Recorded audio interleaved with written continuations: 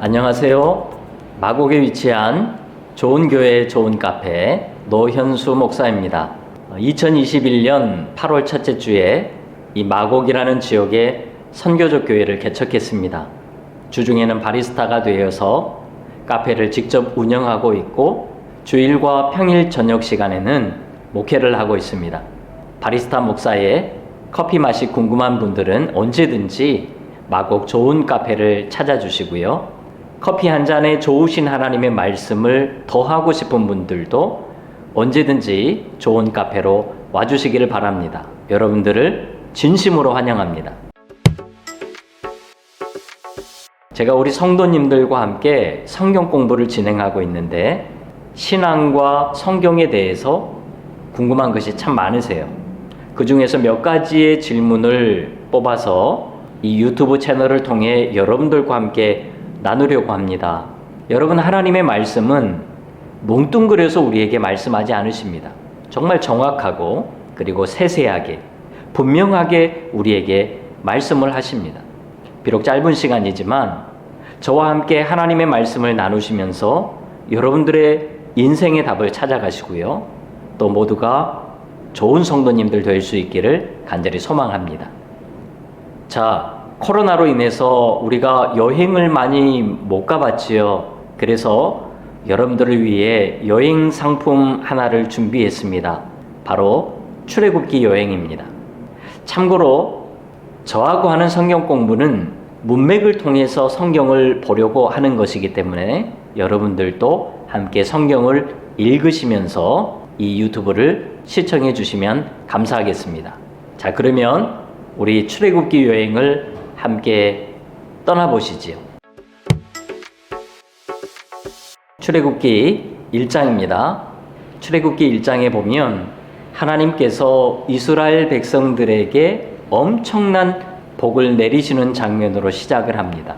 출애굽기 1장 7절에 보면 이스라엘 자손은 생육하고 불어나 번성하고 매우 강하여 온 땅에 가득하게 되었더라 라고 말씀을 합니다.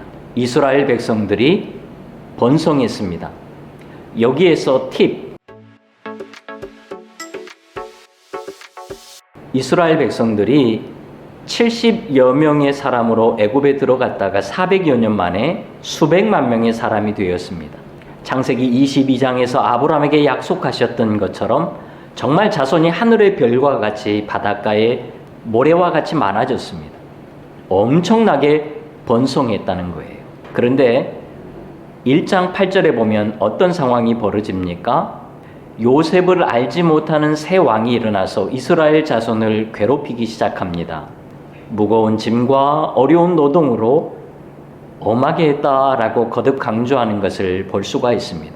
그들의 삶이 갈수록 점점 어려워졌습니다. 어쩌면 우리의 삶과 너무나도 비슷합니다. 좋았다가도 어려움이 찾아오는 거예요.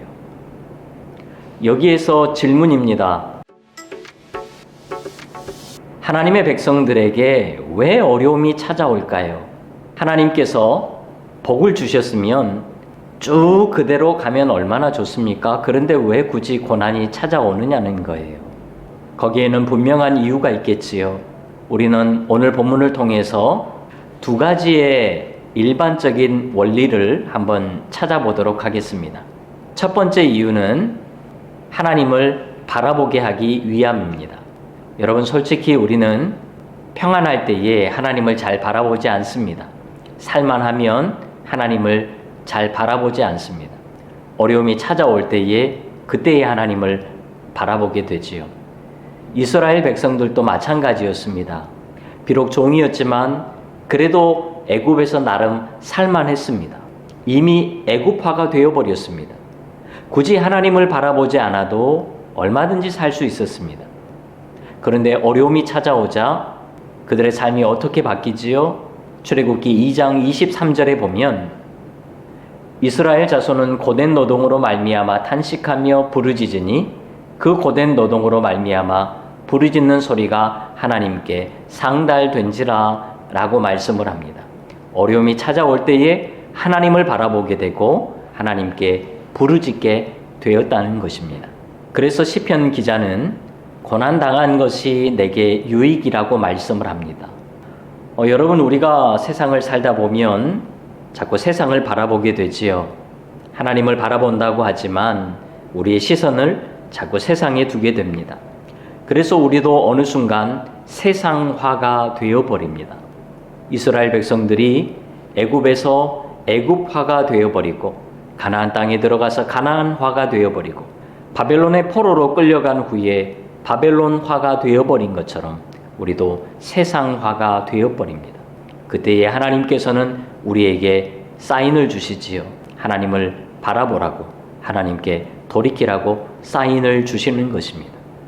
그래서 하나님의 백성들에게도 어려움이 찾아오는 것입니다. 이것이 첫 번째 이유입니다. 두 번째 이유는 더 좋은 것을 주시기 위함입니다. 하나님께서는 이스라엘 백성들에게 번성의 은혜를 넘어서 출애굽의 은혜를 주시고자 하셨습니다. 애굽에서 종으로 사는 것이 아니라 약속의 땅 가나안 땅에서 하나님의 백성으로 살기를 원하셨습니다. 더 좋은 것을 주시겠다는 거예요. 예수님의 마음도 이와 마찬가지입니다. 요한복음 10장 10절에 보면 내가 온 것은 양으로 생명을 얻게 하고 더 풍성히 얻게 하려는 것이라 라고 말씀을 합니다. 우리에게 더 풍성히 얻게 하시겠다는 것입니다. 이것이 예수님의 마음입니다. 시편 23편에도 보면 여호와께서 우리의 목자가 되시는데 푸른 풀밭뿐만 아니라 사망의 음침한 골짜기로도 인도해 가시는 것을 볼 수가 있습니다. 왜 굳이 사망의 음침한 골짜기로 데리고 가시는 것일까요?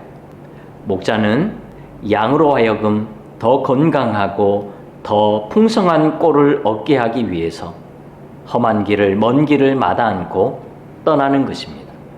하나님의 마음도 이와 마찬가지입니다. 우리를 훈련시키고 연단시켜서 우리에게 더 좋은 것을 주시기를 원하시는 것입니다.